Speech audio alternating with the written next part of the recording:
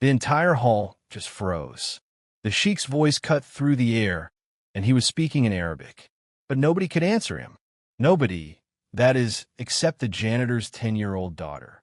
She was so small and quiet you barely even noticed her in the busy hallways of the Al-Murad Cultural Center. Her tiny hands were holding a worn book as her mom, Samira, quietly scrubbed the marble floors. A clerk said something under his breath. Just the cleaner's kid. What in the world could she do here?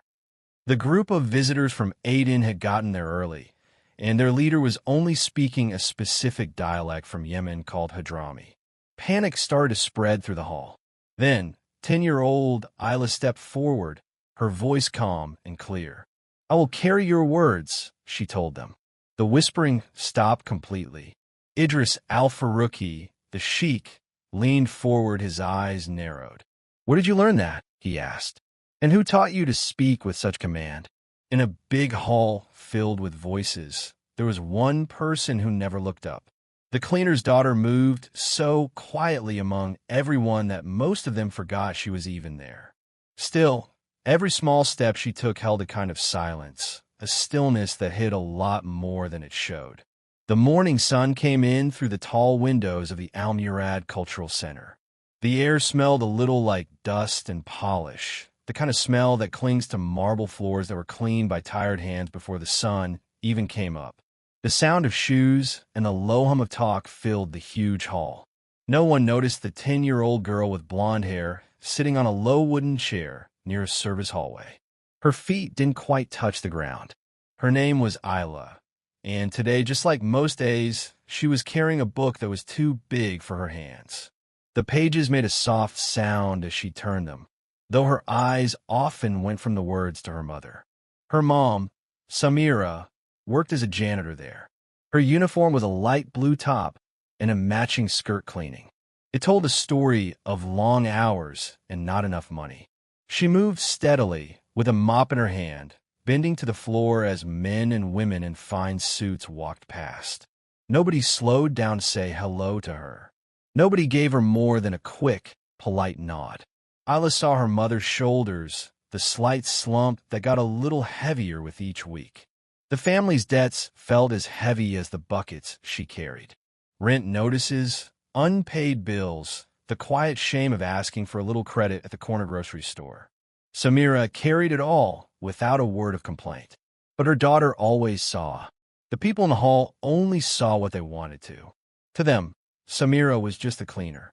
And Isla, sitting there with her book, was only the maid's daughter, too small, too unimportant to matter. But in her silence, Isla was always watching and learning. She followed the curve of Arabic letters on a banner that someone was carrying, whispering them to herself. Her lips formed the sounds of languages that very few people in that place would know. Greek, Turkish, Hadrami, even faint bits of Latin. She had been taught in secret, not in a school classroom, but in the quiet evenings when her grandfather's journals were open on the kitchen table. He was a veteran, a language expert, a man who once had a lot of honor. His memory now lived in her mind, word by word. No one there knew that. No one would ever guess. A voice boomed from the far end of the hall, telling the staff to get ready for the sheik's arrival. The sound echoed. Shoes clicked faster against the marble. Isla carefully closed her book and held it to her chest. Her mom looked over at her, a small, protective look on her face, before she dipped her mop back in the bucket. The day had only just begun. For now, the rhythm of their work and routine kept them hidden in plain sight, as if nothing special could ever break through. The bell over a side door rang softly as another worker came in. The voices in the hall got a little quieter, and you could hear the sounds of footsteps and the occasional sharp order from a boss. Isla stayed right where she was, her book balanced on her lap. She was a quiet shadow in a place that never looked twice at shadows. Samira squeezed out her mop, her fingers red from the cold water, and moved closer to the reception desk. A clerk in a clean white shirt walked right past her without stopping, his handkerchief brushing against her arm. He didn't even notice. He rarely did. Isla's eyes followed him, and she looked back at her mom.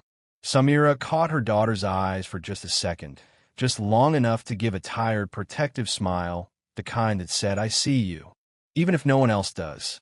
That one small look was enough. Across the lobby, a group of young assistants were gathered near a marble column. Their voices carried easily. "Too many guests today. We'll be running around all morning." One of them sighed, adjusting the sleeves of his beige jacket. Another one laughed, a sharp sound. "At least we don't have her job," he said, nodding toward Samira, who was bent over her mop. Can you imagine? Isla's fingers tightened on her book, but she didn't say anything.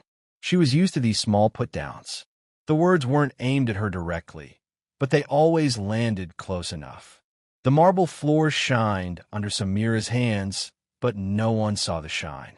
They only saw the uniform. At the other end of the hall, the big entrance doors opened, and a group of men in dark robes walked in. Their talk was layered and formal. They smelled a little like incense and old wood. Their words had the rhythm of Arabic, but with accent from Yemen, Morocco, and Oman. Isla tilted her head, listening. The sounds brought up something familiar, like a tune she half remembered. Her lips moved silently, shaping the words she heard, matching them in rhythm and meaning. She knew these dialects, not from school, not from teachers, but from her grandfather's journals. His notes were pressed in her memory, like markings on stone. But no one was watching her. Not yet. Samira looked toward her daughter again. She moved her bucket closer, as if to draw a protective circle around the small chair where Isla sat. The clock struck 1/4 past the hour. A hush fell over the room for a moment, brief but noticeable. The sheik was near. The crowd straightened their coats and fixed their collars.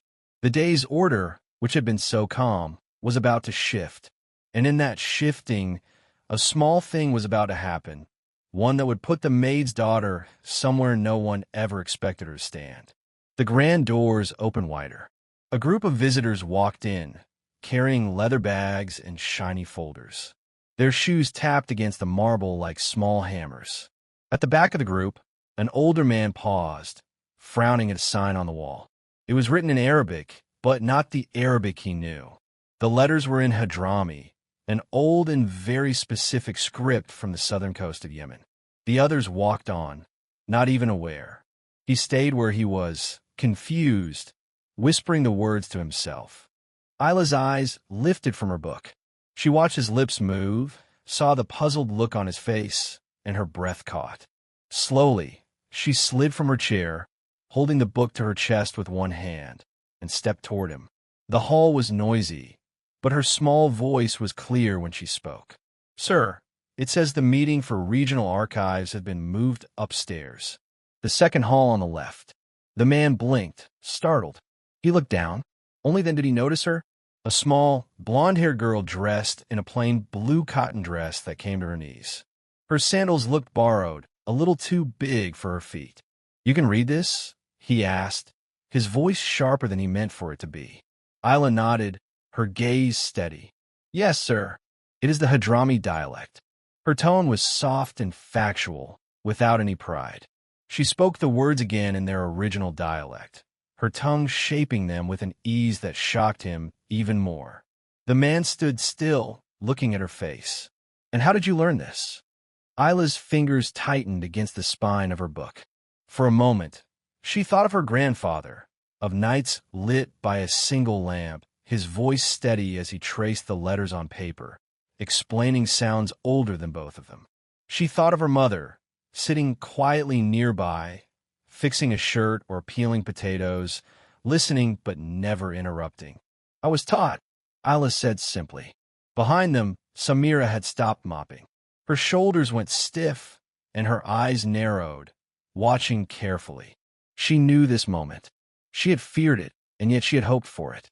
The old man glanced toward the others in his group. They had stopped now, curious. Whispers went through the hall. A child speaking Hadrami, one person whispered, "That's strange." Another one said, "She is just the cleaner's daughter." Isla heard it, but didn't flinch. Her eyes stayed on the man in front of her, waiting quietly. He gave a small nod, adjusting his robe. "Thank you, little one." His voice was softer now, almost respectful. "Without you, I would have gotten lost in these halls." Isla stepped back toward her chair, the weight of many new eyes on her. The silence around her was different now, less invisible, more questioning. And in that silence, another person noticed. Not just noticed, but started to watch. High above on the second-floor balcony, Sheikh Idris Al-Faruqi stood with his advisors. He was a tall man in his late 60s, his beard silvered at the chin, his robe a deep indigo color edged with gold. He leaned on a carved cane, even though he walked without needing it. He had been listening. He had seen the child speak to the lost visitor. And though the Sheikh's face rarely showed what he was thinking, his eyes, sharp and dark, narrowed just a little. A pause, that was all, but it was a pause that was noticed by the people near him. "Something wrong, Your Excellency?" an aide asked in a low voice. Idris didn't answer right away. His gaze lingered on the girl. Blonde hair, plain dress, small shoulders held steady. Unlike most children, he had seen countless crowds and countless people asking for things. But this girl's calm behavior stirred something in him. A question with no name. "No," he said finally. His voice was calm. "Not wrong. Interesting." Below, Samira went back to her work, dipping the mop into the bucket, pressing harder than she needed to. Water splashed against her wrists. She felt the weight of eyes above, though she didn't dare look up. Her heart felt tight. Had her daughter drawn too much attention? Attention could be a blessing, or it could be a danger. Isla, not aware of the shift above, had returned to her chair. She opened her book again, her lips moving in a quiet rhythm, whispering words from yet another language. To her, the sounds were a comfort, anchors to the memory of her grandfather's voice. But the Sheikh kept watching. He noticed how she held the book, careful, almost respectful, unlike most children who turn pages too quickly. He noticed how she sat, not slouched over, but straight, her shoulders aligned, as though discipline was a part of her. These are not small details. They spoke of training, of family, of something hidden. His advisors kept chatting about documents and signatures. But Idris heard none of it. His cane tapped once against the marble railing, a soft signal. One of his men stepped closer. "Keep an eye on the child," Idris said quietly. The man bowed slightly, and as the Sheikh's attention turned toward her, the path of this ordinary day began to bend ever so slightly towards something unexpected. The hall got noisier as the visitors settled into their meetings. Papers shuffled. Footsteps echoed against the marble. But in the middle of all the busyness, one person moved away from the crowd. He was a man in his 40s, dressed in a cream-colored robe and a dark vest. His name was Omar Karim, a mid-level advisor to the Sheikh. He was known for his sharp eyes, for the way he could figure out a person without saying more than a few sentences. Omar walked with a quiet purpose, not rushing, not wandering. His path curved toward the service hallway where Isla sat with her book. Samira noticed him first.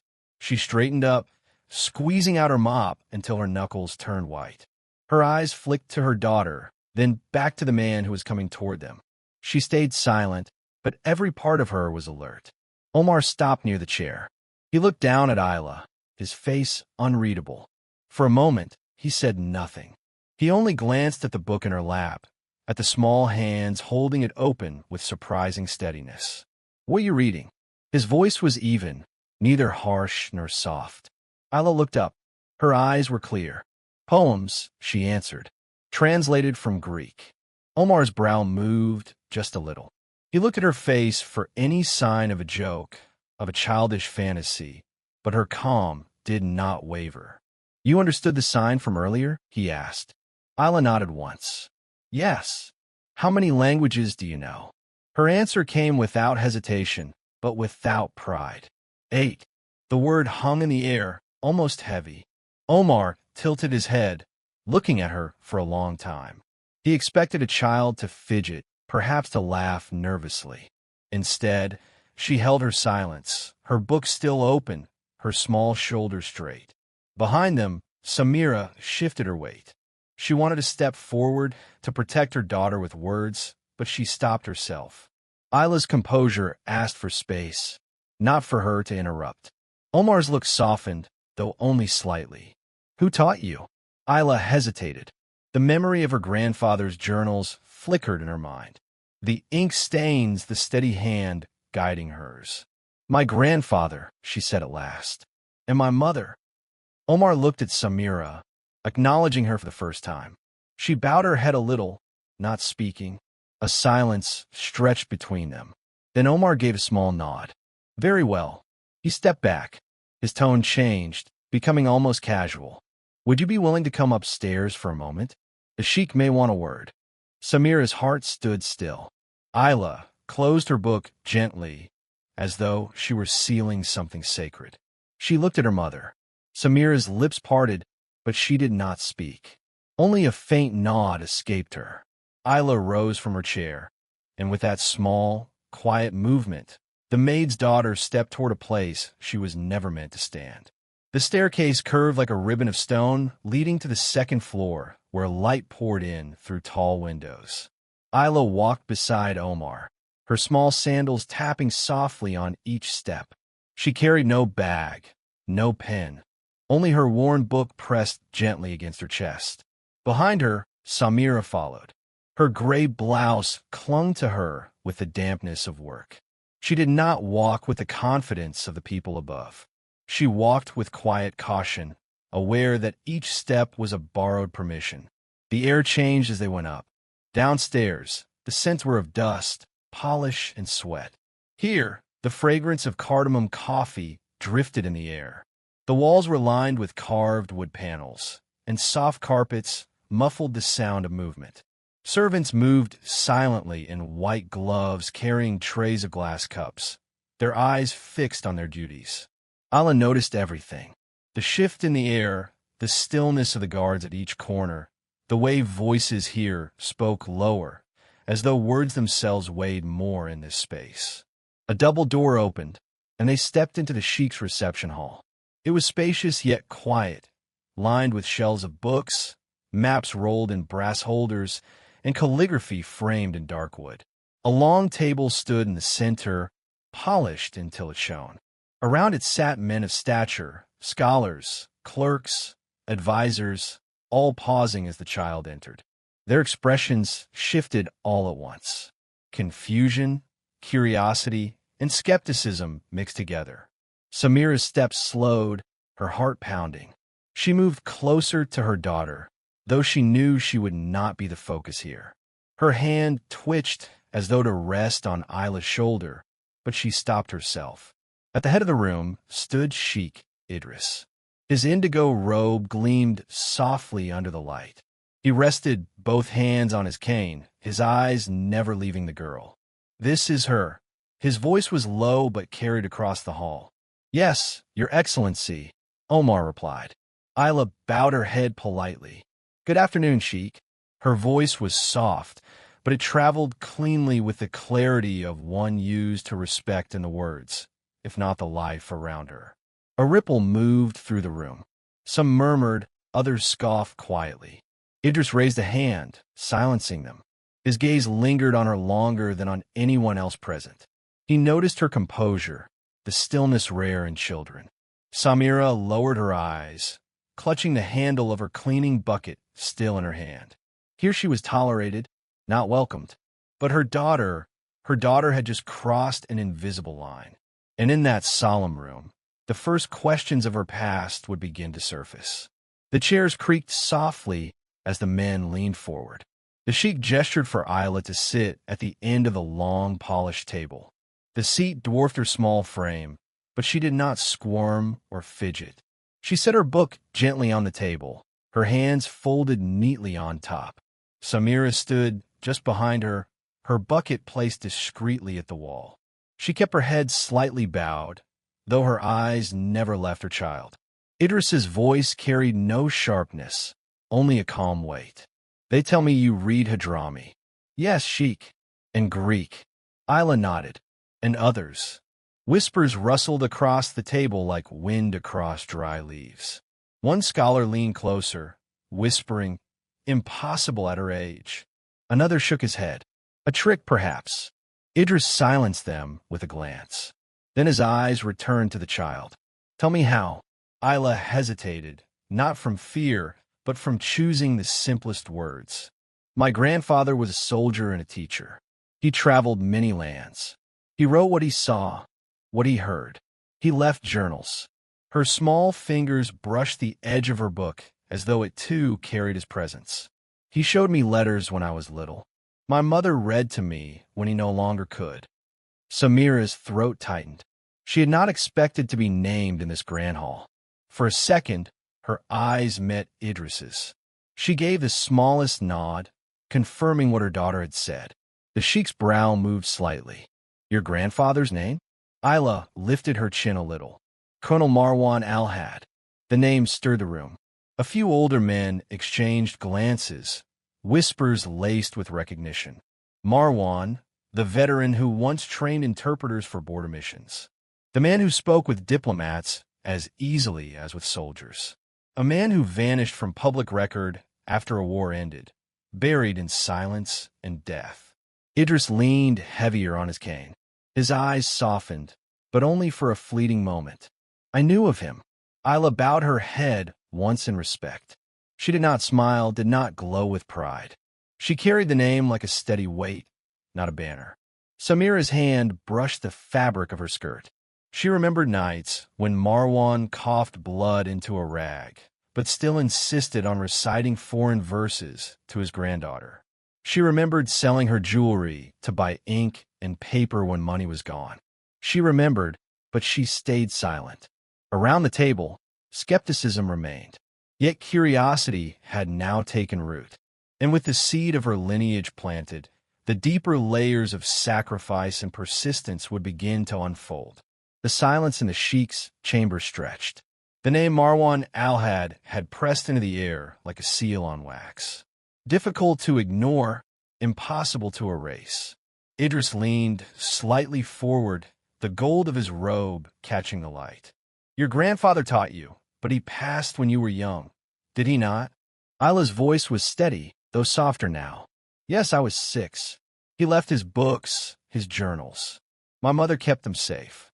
All eyes shifted briefly to Samira.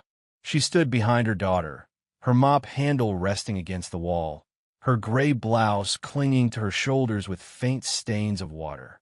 She did not speak, but her face held the truth. Isla went on. After he was gone, there was no money for school. My mother worked. She cleaned. She carried. I read by myself. I copied his notes until the pages tore. The child's words were not a performance. They carried no complaint. They were simple facts spoken without self-pity, the way soldiers report march. One of the advisors scoffed under his breath. Children read stories, not dialects of the desert. Isla turned her head slightly toward him. Her small chin lifted, not defiant but precise. Children read what is given to them. My mother gave me pages of men long dead. I read until I understood. The scoff died. The man looked away. Samira closed her eyes for a moment. She remembered the nights her daughter spoke in whispers while she scrubbed uniforms for wealthy neighbors too poor to pay school fees. She remembered the small hand tugging at her sleeve, asking what a strange mark meant in her grandfather's diary. She remembered answering with honesty, even when she herself did not know. Sacrifice was stitched into every moment of those years. Samira bore the weight of debt, so her daughter could hold the weight of words. Isla rested her hand gently on her book. I studied because he believed language can keep memories alive. If words are lost, people are lost. Idris's eyes flickered. Something within them stirred, a shadow of respect. He leaned back slowly, tapping the cane against the floor. Your grandfather was right. The room shifted again, quiet but undeniable. Doubt did not vanish, but it weakened. The maid's daughter had not only answered questions, she had carried her lineage into the room like an uninvited guest who refused to leave. Samira exhaled softly, her shoulders loosening. But inside, her heart pressed tighter. Recognition brought light. Light also brought danger. And in that fragile balance, the first chance for her daughter to prove herself in action was about to come. The chamber doors opened suddenly. A young clerk hurried in, papers clutched tightly in his hands. His forehead shone with sweat as he bowed before the sheikh. "Your Excellency," he said quickly, "the delegation from Aden has arrived early. They are waiting in the East Conference Room." But he hesitated, glancing at the papers. "Their spokesman speaks only in Hadrami. We have no one ready." The words stirred unease. Murmurs spread around the table. One advisor muttered, "The translator was scheduled for tomorrow." Another shook his head. "This will cause insult. A delegation kept waiting is a wound to honor." Idris tapped his cane once, the sharp sound echoing. The room stilled. His eyes moved back to Isla. The pause lasted only a breath. It felt longer. "Bring the girl," he said simply. Gasps whispered at the edges of the hall. A child to represent them? Impossible. Dangerous. Absurd. Samira's breath caught in her throat. She stepped closer to her daughter, placing a protective hand on the back of the chair. "She is only a child," she murmured, unable to hide her fear. But Idris did not move his gaze. "And yet she understands what no one else here does." His tone was final, a stone placed firmly on ground. Isla rose slowly. She held her book against her chest, not as a shield, but as a reminder of where her strength came from. Her small steps made no sound on the carpet. Samira leaned down, her lips close to her daughter's ear. "Be careful, my dear. Speak slowly. Do not let them trap you with pride." Isla gave the faintest nod. She did not smile, did not reassure. She simply met her mother's eyes for a moment, as though to say, "I will carry this well."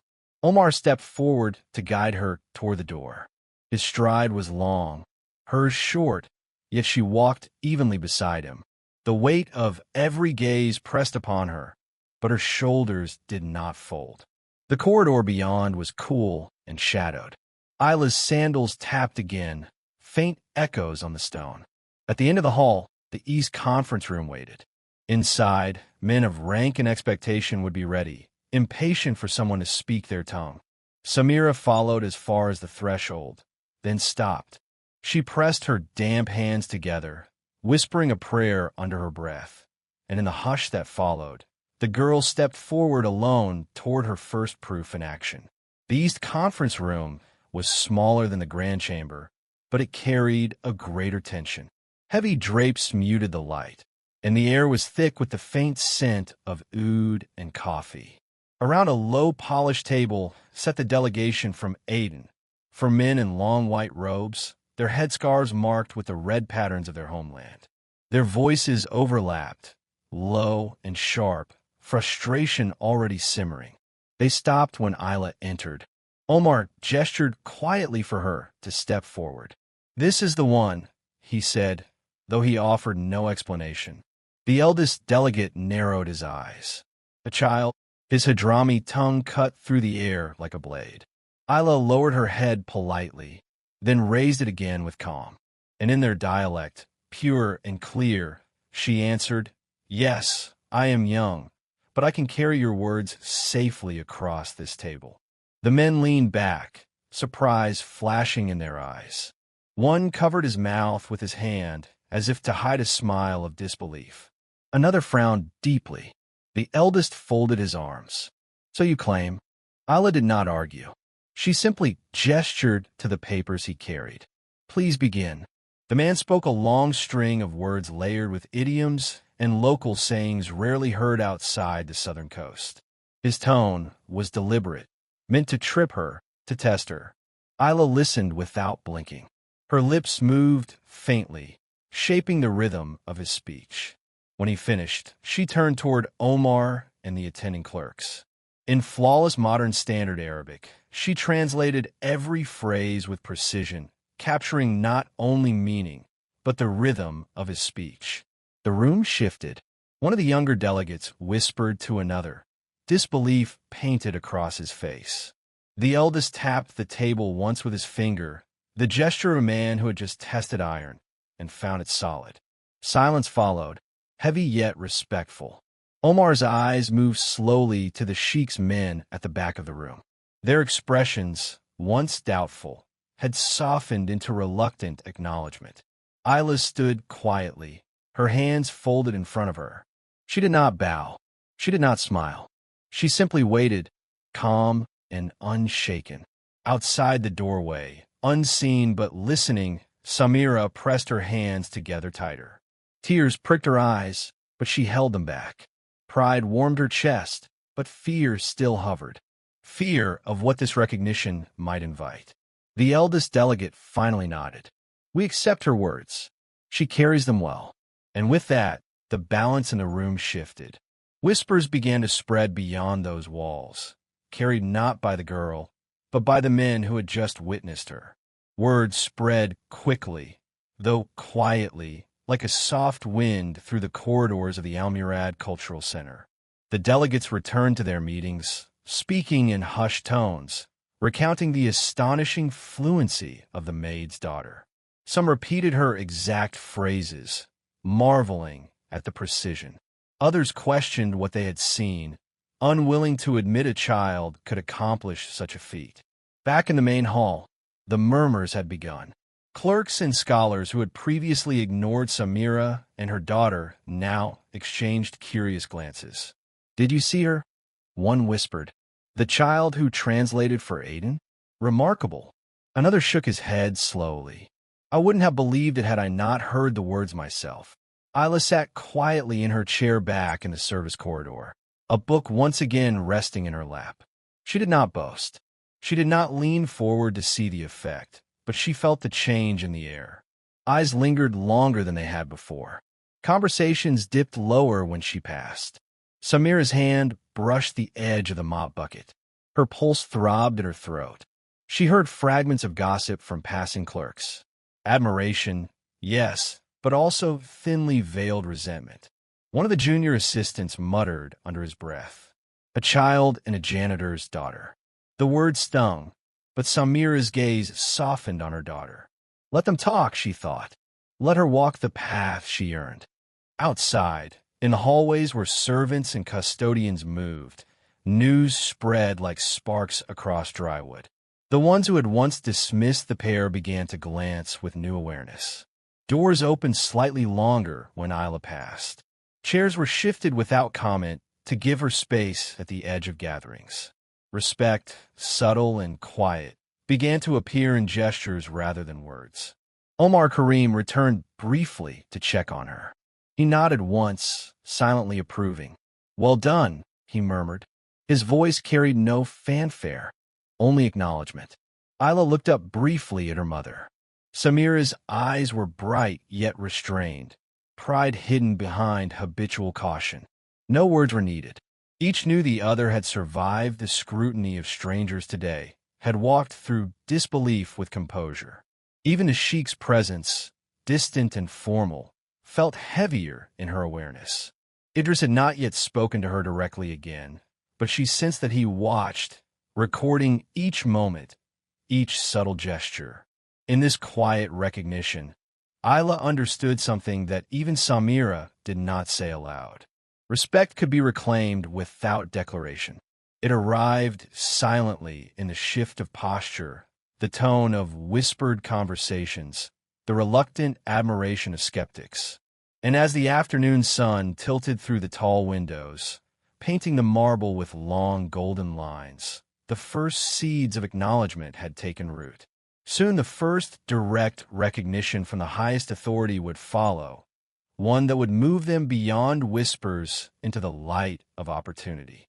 Sheikh Idris Al-Faruqi sat at the head of the long table, his indigo robe glowing softly in the late afternoon light.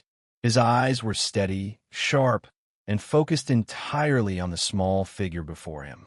Isla, standing at the edge of the table, held her book close. Her posture was perfect, not defiant, not humble, simply composed. Idris's voice was calm, carrying the weight of authority and observation. "Allah," he said, using her name for the first time in the room. "I have watched your work today." Her lips parted slightly, but no sound came. You have served others who could not guide themselves, he continued. And yet you understood, you interpreted, you carried meaning where others failed. You have a rare gift. It deserves more than whispers. The room was still. Every advisor, every clerk, every attendant felt the gravity of the statement. Isla's gaze flicked briefly to her mother. Samira's hands rested lightly on her mop, but her fingers twitched imperceptibly, gripping nothing, holding her place as guardian and witness. Pride shone quietly in her eyes. Idris leaned forward on his cane. I will offer you guidance, access to lessons, and mentorship, not as a favor, but as recognition of your ability. Isla's fingers tightened slightly around her book. She did not speak immediately. The weight of decision pressed upon her, the chance to step beyond her world, the awareness that her life could change in subtle yet profound ways. Samira cleared her throat softly.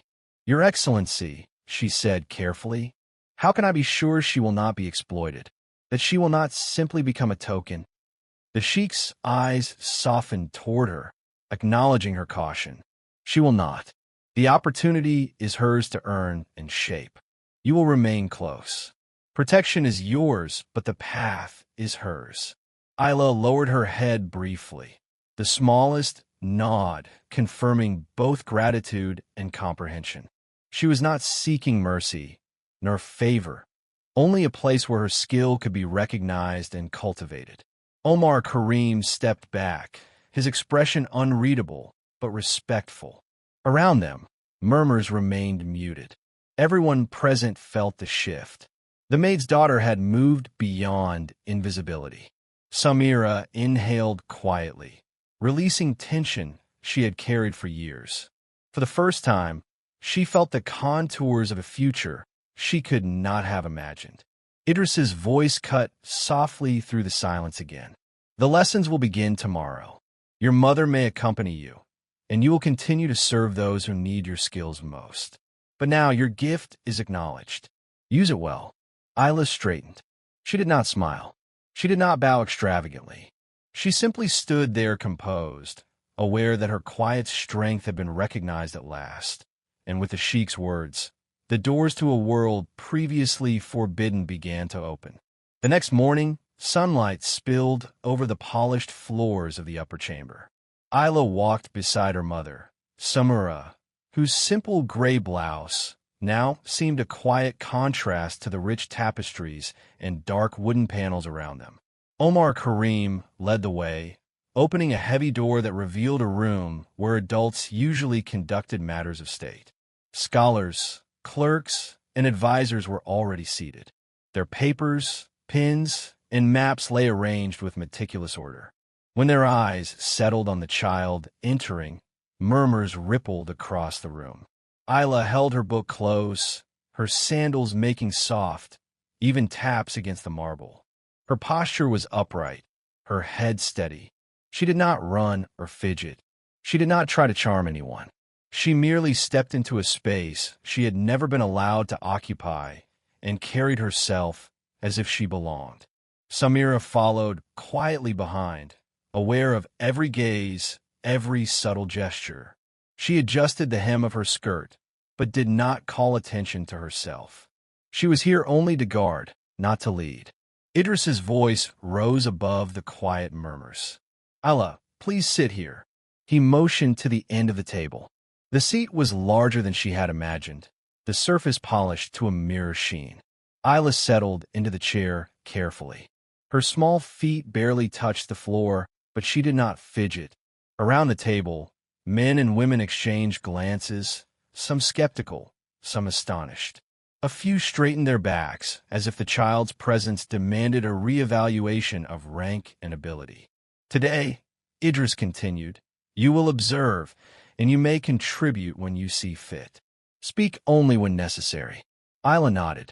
Her hands rested atop her book, folded neatly. She observed quietly, taking in the papers, maps, and whispered exchanges of strategy. She noted the subtle gestures, how one advisor adjusted his notes before speaking, how another softened a tone when addressing a superior. Samira watched her daughter closely. Pride and worry mingled in her chest. She realized that this child, once invisible in the corridors, now commanded attention without demanding it. A scholar whispered to another. She reads the room as easily as she reads words. Isla caught nothing of the comment. Her eyes remained on the flow of conversation, her mind quietly tracing meanings, patterns, and connections others had missed. Omar stood at the edge of the room, eyes flicking to Idris, then back to Isla. The sheik had chosen wisely. This child did not stumble under attention. She absorbed it. She held it. And when the first real challenge arrived, all eyes would turn toward her, and she would not falter. A message from the northern delegation had been misinterpreted, a small error that could snowball into insult. Documents were incomplete, agreements misaligned.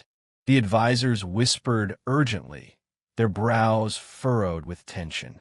Idris tapped his cane lightly against the polished table, the single sound demanding attention. Allah, he said, his voice calm but firm. The matter requires clarity and quickly. Can you assist?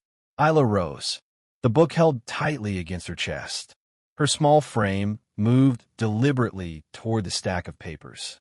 Around her, the adults shifted uncomfortably, unsure how much authority to grant a child. Some leaned back, arms crossed, waiting to see her falter. Samira stood behind, hands clasped lightly, heart tight. She would not intervene unless absolutely necessary. This was her daughter's moment, one she had earned through years of quiet preparation and discipline. The Northern delegation's letter was full of idioms and subtle cultural references layered in dialects that shifted mid-sentence. Even the most experienced interpreters would hesitate, needing minutes to parse. Isla studied the text, lips moving faintly as she traced each word, each phrase. Her fingers skimmed over annotations she had made in the margins days before, lines learned by memory. Then, without hesitation, she spoke. Her voice was calm, precise, carrying the meaning of the letter to the assembled council and translating it in proper sequence. Each term, each subtlety was captured. She anticipated questions before they arose, clarifying cultural references and aligning expectations. Whispers circled around the table. An advisor straightened. Delegates exchanged quick glances, some with relief, others with astonishment. The tension that had thickened the room seemed to dissolve as she continued, unshaken. Omar Karim's gaze softened. Idris's eyes, fixed on her the entire time, revealed the faintest trace of a smile, a rare acknowledgement from a sheik. Even the skeptical delegates began nodding in quiet respect. Samira's hands pressed lightly against her chest. She exhaled slowly, almost imperceptibly as relief and pride coursed through her. She had witnessed her daughter navigate what adults had feared. Isla concluded, folding her hands over the book. She did not linger, did not seek applause. The room absorbed the impact of her competence naturally. The clarity she brought was undeniable. Idris rose slightly, his cane tapping once. The matter is resolved. Thanks to her precision, misunderstanding has been avoided. Well done, Isla. For a fleeting moment, the room was still, not with tension, but with recognition. And with that recognition came something tangible, a symbol of respect and reward that would change the course of both their lives. Sheikh Idris stood at the head of the polished table, his indigo robe catching the afternoon light. Advisors and delegates gathered around, their murmurs subdued, eyes flicking toward the small girl at the edge of the room. Isla stood quietly beside her mother, her book pressed gently to her chest. Samira's hands were folded, knuckles white with tension, though her posture remained straight. She had scrubbed floors, carried buckets, and shouldered debt for years. And now she watched her daughter receive what neither had dared imagine. Idris spoke clearly, his voice carrying to every corner of the room. Isla, your precision, discipline, and quiet judgment have resolved issues that even seasoned interpreters could not. Today, I formally acknowledge your gift." He gestured to a sealed envelope on the table. "This scholarship ensures your education will be supported. Your talent will have room to grow." Isla's small fingers closed over the envelope, feeling its weight, not of paper, but of possibility. She did not speak. She did not leap or smile. She only nodded once, a single movement of acknowledgement and gratitude. Then Idris turned to Samira, and to the mother who nurtured and protected this talent, who sacrificed silently so that another might flourish. "You are recognized as well. Your position here is secured with respect and fair payment. The family will also receive an honorarium for their contributions sufficient to settle debts and improve your home immediately." The room was hushed. Clerks and scholars stared, some incredulous, some nodding with restrained approval. The gesture was not charity. It was respect earned through skill, patience, and quiet endurance. Samira's throat tightened. She blinked rapidly, suppressing tears. No one in the room needed to notice the pride in her eyes. Yet a few did. They saw the janitor's uniform, gray and plain, standing beside the indigo robe of the sheikh, and understood the bridge that had been crossed. Isla slid her hands around the envelope, then let them fall lightly to her side. She did not speak of pride or victory. She simply stood tall, carrying her accomplishment with calm dignity. The sheikh gestured to Omar Karim. "Ensure they have what they need to begin this next stage. And let them know always that their worth is inherent, not granted." Samira exhaled, a slow, relieved breath she had never allowed herself before. She and her daughter exchanged a glance. No words, only recognition of the moment. Outside the hall, whispers began again. But this time, they were not doubts or disbelief. They were acknowledgement, admiration, and respect. And in the quiet aftermath of public recognition, private moments of gratitude began to flow from those inspired by what had been achieved. Isla walked beside her mother, their steps quiet on the polished floor. The envelope and symbolic check rested lightly in her hands. Yet, their weight felt more profound than anything she had carried before. People passed by, some pausing briefly. A scholar, previously skeptical, approached and lowered his voice. "Your translation today, it was impeccable. Thank you for showing us how precise language can resolve conflict." Isla inclined her head, small and measured. She offered no grand words of reply. Her acknowledgement was the nod itself, simple and dignified. Another voice came from behind a partition. One of the younger clerks had overheard her work and whispered, "Thanks to Samira. Without her, we would have faltered. Please thank her for me." Samira's lips twitched into a faint smile. She touched her daughter's shoulder lightly, fingers brushing the cotton of her dress. "She already knows," Samira said softly, though there was no need. Her eyes, glistening, reflected the pride she dared not speak aloud. Even Omar Karim lingered nearby, his presence quiet yet reassuring. He offered no applause, only a brief, approving glance, the kind that carries weight without sound. Isla moved down the corridor, stopping to hand a small note she had prepared to a clerk. In neat, careful handwriting, it conveyed gratitude for patience, understanding, and the chance to demonstrate her skill. She folded the note, letting it rest gently on his desk. The gesture was subtle, but the clerk's eyes widened, and a soft smile curved his lips. Samira followed close behind. She felt the warmth of acknowledgement, not just for her daughter, but for herself. Years of unnoticed work, the heavy nights, the moments when she carried both child and debt, they were recognized indirectly, quietly in gestures and gratitude she had never anticipated. Isla paused near a small fountain in the center of the hall, watching the water ripple with a calm rhythm. She tucked a stray strand of blonde hair behind her ear, then looked at her mother.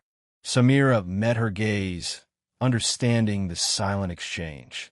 The journey had begun, and they had stepped together into something new.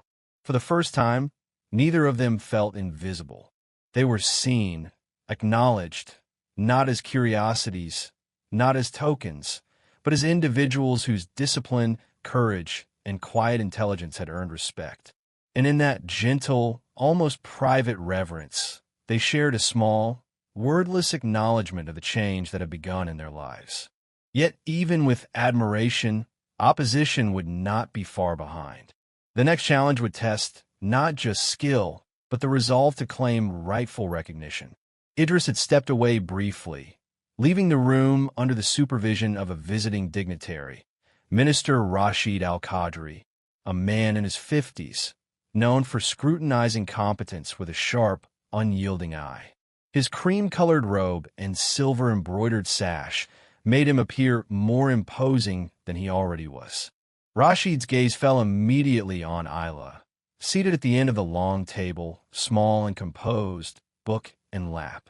He leaned forward slightly, hands clasped, and studied her as one might a puzzle, try to detect flaws where none existed. "You're the girl who translated for the Aden delegation?" he asked, his voice low but cutting. Isla lifted her head calmly. "Yes, sir." He arched a brow. A child and the daughter of a janitor leading discussions meant for trained interpreters? Are we to trust that your understanding is accurate? That your comprehension is not coincidental? Samira tensed beside her daughter. She pressed her hands together, suppressing the instinct to speak. She had trained herself to let Isla carry these moments alone. Isla's voice was measured, steady. "Every word I translated has been verified by the delegation." Their acknowledgement was immediate. Accuracy is not determined by age or station, only by understanding. Rashid's eyes narrowed, unconvinced. Understanding alone does not suffice. You have yet to face the full pressure of interpretation under negotiation. "I am ready," Isla replied simply. Her small hands rested lightly on her book, fingers still and precise. There was no bravado in her stance, only clarity. Samira's lips pressed together tightly. She exhaled slowly, holding back pride, fear, and hope all at once. This was the moment she had feared and prepared for. The confrontation with those who would not yield respect without proof. Rashid studied her for another long beat.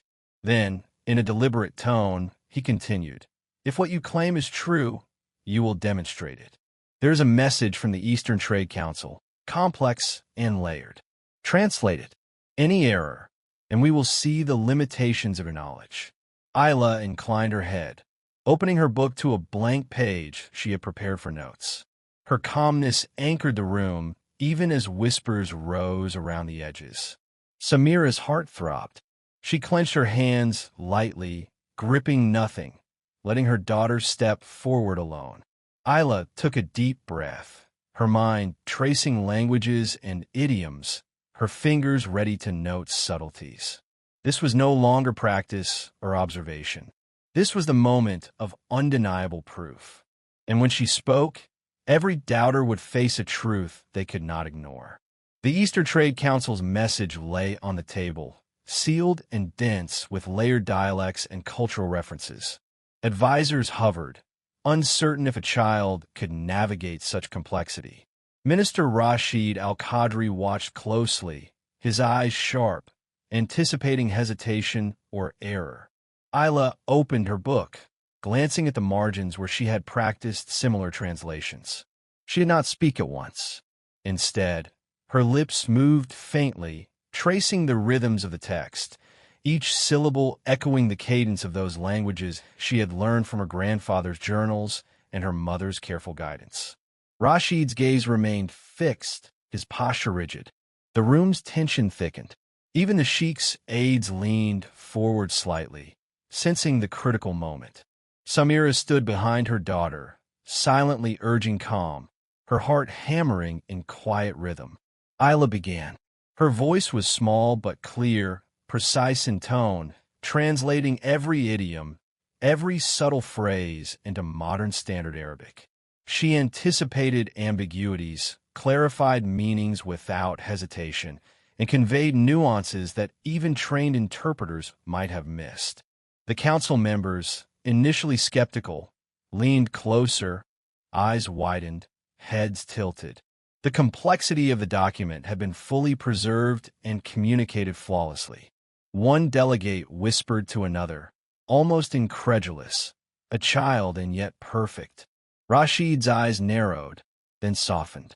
He frowned slightly, studying her, measuring the impossibility against the reality. Isla's translation continued, smooth, confident, and exact. Even the pauses of speech were intentional, giving the text its proper weight and cadence. Samira's hands unclenched slightly, relief warming her chest, though she remained still. She had taught her daughter resilience.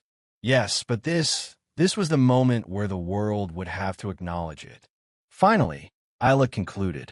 She folded her hands neatly over the book, her expression calm and unreadable. She did not seek applause. She did not smile. She simply waited. A silence stretched across the room, heavy with astonishment. Then Rashid exhaled slowly, a hint of a nod forming. "It appears I was wrong," he admitted quietly. "You have succeeded where even experienced interpreters might falter. Your understanding is beyond question." The room shifted. Advisors straightened.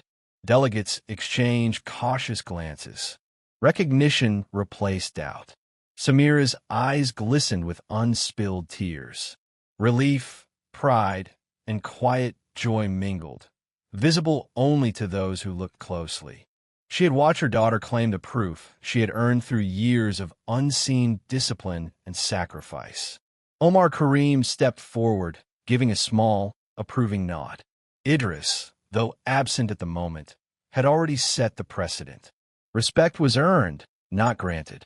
Isla remained composed, aware of every gaze, but unshaken. This was not triumph for attention, nor a display of vanity. This was a quiet declaration of competence, discipline, an inherited legacy impossible to deny. And with opposition transformed into undeniable truth, the next step would be to share the lesson with those who would listen and remember. A smaller audience had gathered, advisors and junior clerks leaning forward slightly, their expressions open, curious, awaiting the words of the child who had turned skepticism into acknowledgement. Isla stood near the polished table, her book folded neatly in her hands. She did not raise her voice unnecessarily. She did not gesture with flourish. Her presence alone demanded focus. "I have learned," she began softly, measured, each word deliberate, "that the value of a person is not determined by the work they perform, nor by the place they are born. It is measured by the care, discipline, and attention they bring to their tasks, no matter how small." Heads nodded. A few pens paused mid-scribble, papers left untouched. The simplicity of the words carried weight, the resonance of truth built over years of quiet observation and learning. Samira stood at the back, hands folded lightly. She allowed her daughter this space fully. No words from her were needed. She was the silent witness of the lesson in action, of endurance rewarded. Isla continued, her voice steady, unwavering. "I have seen people overlooked, dismissed, underestimated. I have seen the work of those who go unseen, who labor without recognition. But knowledge, skill, and patience cannot remain hidden forever. They will be seen if nurtured with care." A young clerk whispered to his neighbor. "She speaks with the clarity of someone who has lived it." Isla's gaze swept briefly across the room, pausing on each listener, not accusing, not demanding, only illuminating. Respect is not given lightly. It is earned through consistency, honesty, and discipline. And when it is recognized, it changes not just one life, but the lives of all who surround it. No flourish, no applause. The room absorbed the lesson quietly. The impact felt in posture, in lowered murmurs, in the subtle adjustment of demeanor. Samira's eyes glistened. Her daughter had grown beyond needing protection from skepticism, beyond needing anyone to speak on her behalf. Yet she remained present, a calm shadow of unwavering support. Isla closed her book gently, placing it on the table. She inclined her head slightly, not in triumph, but in acknowledgment of those who had listened. A few minutes of quiet passed. The room remained hushed, the lessons sinking in without ceremony or clamor, and in the quiet that followed, the culmination of recognition, diligence, and legacy would be sealed, not with words, but with a shared moment between mother and daughter, marking the end of one chapter and the beginning of another. The small home they had returned to felt different somehow. The walls, once plain and tired, seemed lighter in the afternoon sun that streamed through the modest windows. Dust motes danced lazily in the golden light, highlighting corners that had known years of labor and wear. Samira stood in the kitchen, her gray blouse replaced by a clean, crisp top gifted through the Sheikh's acknowledgement. She folded away her old janitor's uniform carefully, each crease pressed with reverence. It was not just fabric. It was a symbol of endurance, of years spent unseen, yet unwavering in care.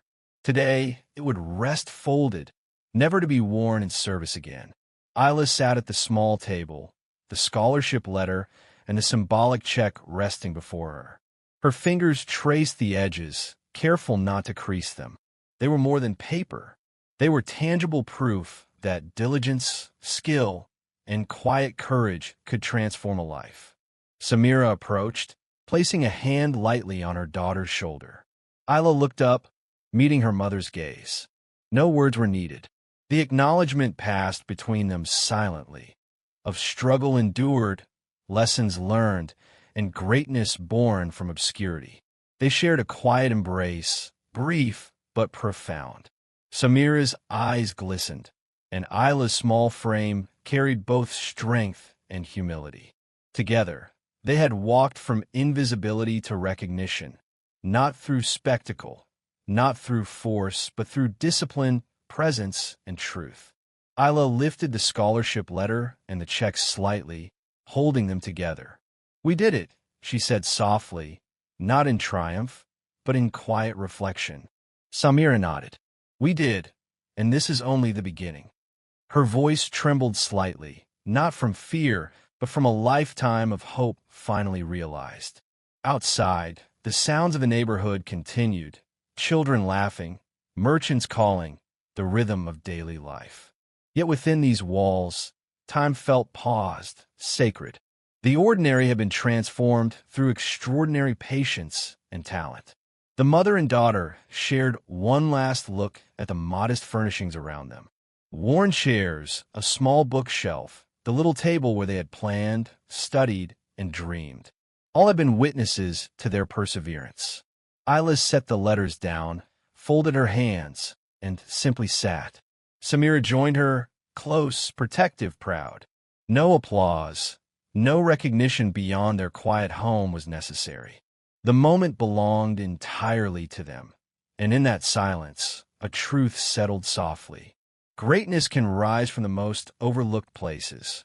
When it is recognized, it reshapes not just one life, but the world around it.